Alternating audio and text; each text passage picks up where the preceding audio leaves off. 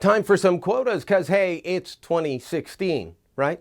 I'm Brian Lilley with TheRebel.Media. We remember the answer that Justin Trudeau gave, the flippant answer he gave when he was asked why he decided to put 15 men and 15 women in cabinet, have it exactly 50-50. He said, because it's 2015. Now, the reality is he could have put more women in cabinet than he could have put men, and instead he put an equal number, although if you remember rightly, 5 of those women were given junior cabinet positions with lower pay. So much for gender parity in 2015. As I've argued, well, for years now, but at the time of that appointment process to his cabinet, I was opposed to his 50-50 rule because it could exclude good women. Why say we're going to have exactly 50-50 as if this is going to bring about some Valhalla, some utopia that we can't live without? The fact is, sometimes the better person for the job is going to be a man. Other times it's going to be a woman. But when you go to these quota systems, you are restricting yourselves. And yet, we're looking at expanding this quota system for appointments once again. Where? Now to the Senate. A group called Equal Voice Canada has written to the Prime Minister saying they want the Senate to be 50-50. This is a group that includes such luminaries as Kim Campbell. Yes, the first female Prime Minister of Canada, by the way, a Conservative.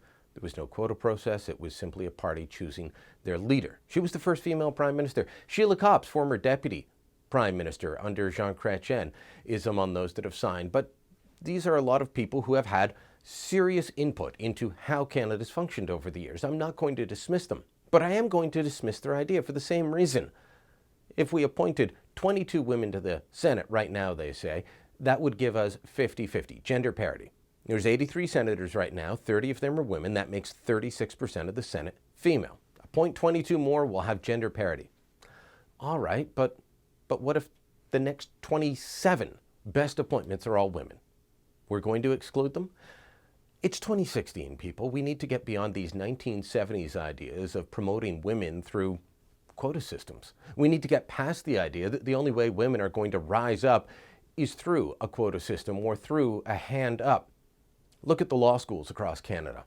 Predominantly, well, now law schools are predominantly women. Undergraduate programs at universities, predominantly women. Journalism programs, predominantly women. You can go down the list. It goes on and on. This is not due to a quota system. This is not due to saying we're going to take 50-50. In fact, if it were 50-50, an awful lot of women wouldn't be getting the education that they're seeking right now. This is an idea that should be dismissed. Instead, it's being entertained. A spokesperson for the Minister of Democratic Institutions, Maryam Monsef, said that we share the desire of the signatories to achieve gender balance in the Senate. Gender balance. It's not the best person gets the job. It's not the meritocracy. It's not making sure that women have a say. It is this bizarre 50-50 stance. It doesn't make sense to me. It's going to exclude more than include. It's going to divide. It will promote people, both men and women, that don't deserve to be there based on a whim, a 1970s whim of what it takes to achieve gender parity. This isn't real parity. This is a quota system, and it's time to reject it.